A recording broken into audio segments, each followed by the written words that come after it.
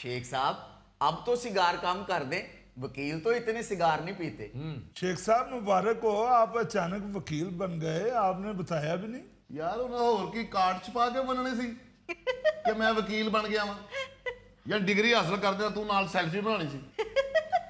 यार मैं तो इसलिए कह रहा था कि एक दिन पहले तक तो सियासतदान थे, फिर अचानक पता चला कि वकील बन गए।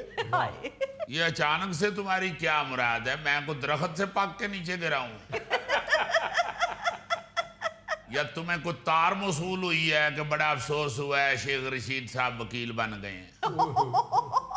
अचानक वकील बन गए। तुम तो ऐसे कह रहे हो जैसे पतंगबाज कहते हैं जी, अच्छा भला उड़ा रहा था अचानक ही नीचे गिर गया। या किसी पतंगबाज ने तुम्हें कहा कि अच्छे भले सियासत को तुनके मार रहे थे, नीचे गिर के वकील बन गए। बस यहाँ तक पहुंचने में बड़ी देर हो गई, वरना मुझे 50 साल पहले ही प्रैक्टिस शुरू कर देनी चाहिए। ये अचानक वकील नहीं बना मैं, ये सफर तो बहुत पहले शुरू हो गया था।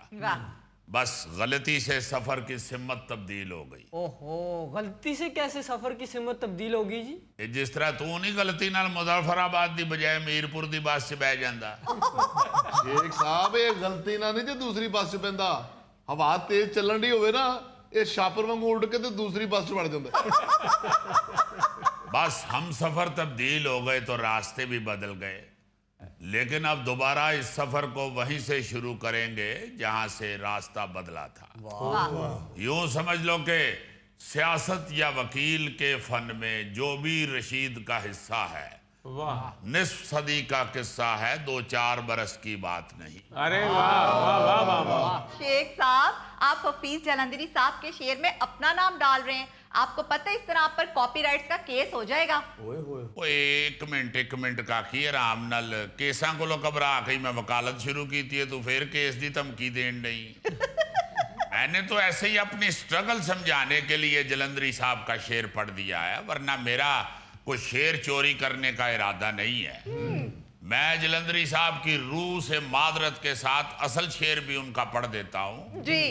तश्कील व तकमीले फन में जो भी हफीज का हिस्सा है, निस्फ सदी का किस्सा है, 2-4 बरस की बात नहीं। ये बात है। अब तो आप खुश है ना? अब तो केस का खतरा नहीं है। और शेख साहब केस को छोड़ें, आप ये बताएं कि वकील बनने के बाद कैसा महसूस कर रहे हैं? देखें जी, सबसे पहले तो मैं अपने हासदीन, नाकदीन, मुखालफीन, फासदीन, जाहिलीन, तारपीन टाइप लोगों को बताना चाहता हूं कि अब मेरा तारुफ खाली शेख रशीद नहीं बल्कि एडवोकेट शेख रशीद LLB है। 50 साल पहले मैंने जो वकालत की डिग्री हासिल की थी, हालिया खजालत व खारी के बाद मैंने फैसला किया कि अब उस डिग्री के इस्तेमाल का वक्त आ गया है। और बहुत हो गया कि मैं अदालत का जा के दरवाजा खटखटाऊं। अब मेरा वक्त अंदर से दरवाजा खोलने वाला शुरू समझे। मेरी बार की रुकनीयत ता हयात बहाल हो गई है और मैं अब बाकायदा अपने चैम्बर में बैठूंगा और गरीबों के केस मुफ्त लड़ूंगा। ਓ ਮਾਈ ਗॉड शेख साहब, ਇਹ ਤੁਸੀਂ ਸਾਨੂੰ ਥੜਿਆਂ ਤੇ ਬੈਠੇ ਪਾਵੇ ਖਾਂਦੇ ਨਜ਼ਰ ਆਉਂਦੇ ਸੋ ਹੁਣ ਨਹੀਂ ਨਜ਼ਰ ਆਓਗੇ? फिक्र ना करो गौरी साहब, हुण ज्यादा नजर आवांगा। हुण सिर्फ पावे खांदा नहीं नजर आवांगा, मुखालफां दे पावे भनदा भी नजर आवांगा। शेख साहब, आज तक हमें पता ही नहीं था कि आप वकील भी हैं। तेनू क्यों पता हुंदा? तू मेरी फूफी लगनी है। ਉਹ ਗੋਗੇ ਤੂੰ ਵਿੱਚ ਨਾ ਬੋਲ, ਮੈਨੂੰ ਲੱਗਦਾ शेख साहब तेरे ते तपे ने। बदतमीज आदमी हर गल च बोलदा है, हर काम च बोलदा है। मैं जदों पावे खा रहा हां मैनू मिस बैला मारदा है। और शेख साहब, मैं तो माशाल्लाह कहने वास्ते फोन कर रहा ना। तू जिस तरह माशाअल्लाह कहना है ना, उसका मतलब यह होंदा है कि एक प्याला इधर भी भेजो। शेख साहब ਤੁਹਾਨੂੰ ਤੇ ਆ ਫੋਨ ਦੀਆਂ ਬੈਲਾਂ ਮਾਰਦਾ ਨਾ, ਰੋਟੀ ਦੇ ਟਾਈਮ ਮੈਂ ਮਹੱਲੇਦਾਰਾਂ ਦੇ ਬੂਹੇ ਖੜਕਾਉਂਦਾ ਜੀ। देखें, बात यह है गौरी साहब कि वकालत की डिग्री तो मैंने 50 साल पहले ही हासिल कर ली थी, मगर उस डिग्री का इस्तेमाल नहीं किया। और ये जरूरी भी नहीं है कि बंदा वकालत पढ़ के तो प्रैक्टिस भी वकालत की ही करे।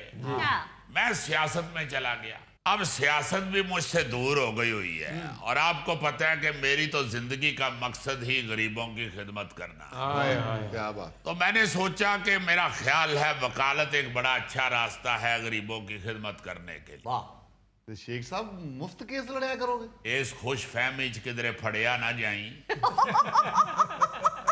गौरी साहब, मैं सिर्फ गरीबों की बात कर रहा हूँ। तो जी मेरी केड़ी पिंडी च लाल हवेली है। लो। देखें, लाल हवेली को अमारत की निशानी नहीं है। लाल हवेली का मकीन सिर्फ दिल का अमीर है। वैसे तो आपको मालूम है कि सारी जिंदगी मैंने गरीबों में ही गुजारी है। हाय। अब मैंने भी पता लगा है कि तुम लाल हवेली चो निकल जाते हो तो झुग्गी च सौंदे हो। गौरी साहब, ये ज़हन में रखें कि मैंने सियासत छोड़ दी और वकालत शुरू कर दी है। इसलिए जरा अपनी हिस्से मज़ा पे कंट्रोल रखें। ये ना हो कि फिर अदालत में खड़े होके कह रहे हो कि जी मुझसे गलती हो गई है, माफ कर दें। शेख साहब, आप बता रहे थे कि गरीबों की खिदमत करने के लिए आपने वकालत शुरू की है। जी हाँ, बात यह है कि गरीबों की आवाज बने बगैर मैं रह नहीं सकता, इसलिए अब काला कोट पहन लिया है। अब पूरी दुनिया को पता चलेगा कि सिर्फ एडवोकेट ढिल्लो ही नहीं, एडवोकेट शेख ने भी काला कोट एवं नहीं पाया। नहीं जी, तुसी ड्राई क्लीन करा के पाया जी। ड्राई क्लीन का दिल कराना सी, कोट ते दही रोड़ गया सी। शेख साहब, ये तो बहुत अच्छा हो गया।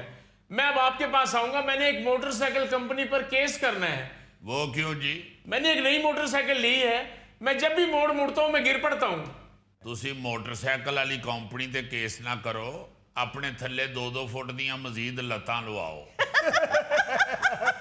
क्योंकि मैं नहीं चाहता कि मैं अपनी जिंदगी का पहला केस हार जाऊं। मसला मोटरसाइकिल के बैलेंस का नहीं है, आपके इस कद के साथ मोटरसाइकिल को बैलेंस रखने का है। क्योंकि कद देख के अदालत ने आप पर मोटरसाइकिल छोड़ 3 पहियों वाली साइकिल चलाने पे भी बैन लगा देना है। शेख साहब, मैं आपको वकील कर रहा हूं, आप मुझे अच्छा मशवरा दें, आप उल्टा मुझे डरा दें। आपको सिर्फ अच्छा मशवरा यही दिया जा सकता है कि आप हेलमेट पहन के पैदल फिरा करें। इस तरह सफर भी तय हो जाएगा और जिन दुकानों का तुमने उधार देना है उनसे भी बच जाओगे। शेख साहब बच्चे भी खुश होंगे, ओ पीके आ गया, पीके आ गया। यार थैला साहब, कोई जायज केस दसो शेख साहब, लड़न भी।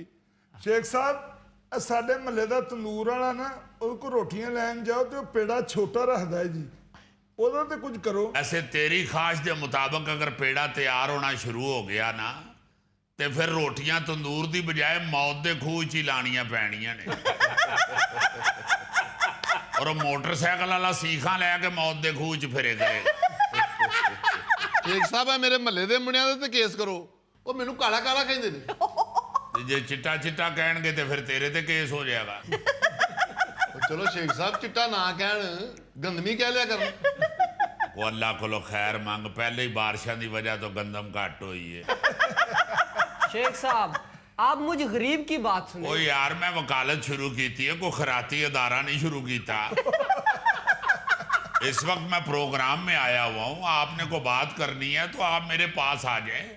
मेरे दरवाजे गरीबों के लिए 24 घंटे खुले हैं। शेख साहब, 24 घंटे दरवाजे ना खुले रखा करो, कोई गरीब बल्ब ला के ना लाइए। गौरी साहब, मुझे अपनी कोई फिक्र नहीं। मतलब है कि मैंने तो सारी जिंदगी गरीब की खिदमत के लिए गुजारी हुई है। वाह।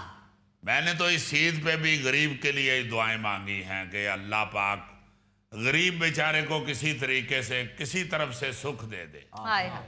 आप देखें क्या हालत हो गई हुई है मुल्क की। गरीब आदमी तो बेचारा पिस गया है। वैसे शेख साहब, वाकई पता नहीं चल रहा कि ये ऊंट किस करवट बैठेगा। ओ जी, मैंने तो यही पता करने के लिए इस ईद पे 15 दिन पहले ऊंट खरीद लिया था। और यकीन माने कि ईद के दिन तक उसके पास कुर्सी रख के बैठा रहा। नहीं बैठा, कितने दिन मैं भी बैठा रहा हूं, ऊंट नहीं बैठा। मैंने तो उसके पास रेत की ट्राली भी सुटाई है कि रेगिस्तान का जानवर है शायद बैठ जाए। नहीं बैठा। मैं तो 3-4 दिन उहदे कोल अरबी चोगा भी पा के फिरे हैं, फिर नहीं बैठा। बल्कि यकीन करो, मैं तो कोल उहदे 2.5 लाख का खजूर का दरख्त भी लवाया है। मैं क्या और खजूर नाली ढो ला के बैठ जाए, नहीं बैठा। बल्कि मैंने तो उस बंदे को भी फोन किया जिससे खरीदा था कि यार ये ऊंट बह नहीं रहा है तो कि तेरे गोडे तो नहीं हो नवे पवाए। कहंदा नहीं शेख साहब की कर दियो जनाब, बिल्कुल ठीक है, मेरे कोल तो बहंदा हुंदा सी। मैं क्या यार मेरे कोल तो नहीं बहन दिया। कहंदा कोई गल नहीं, तुसीं इहदी कुर्बानी करनी है या इहदे नाल बैठ के चाह पीनी। ਓਏ ਹੋਏ ਹੋਏ ਤੇ ਸ਼ੇਖ ਸਾਹਿਬ ਉਹ ਫਿਰ ਈਦ ਤੱਕ ਨਹੀਂ ਬੈਠਾ? नहीं जी, वो कसाई ने छुरी फेरी है तो बैठा नहीं, सीधा लम्मा पै गया। ਸ਼ੇਖ ਸਾਹਿਬ ਮੇਰਾ ਖਿਆਲ ਫਿਰ ਤੁਸੀਂ ਉਹ ਊਂਠ ਲੈ ਆਏ ਸੋ ਜਿਹੜਾ ਨਾ ਬੈਠਣੇ ਵਾਲਾ ਥਾ ਨਾ ਝੁਕਣੇ ਵਾਲਾ ਥਾ।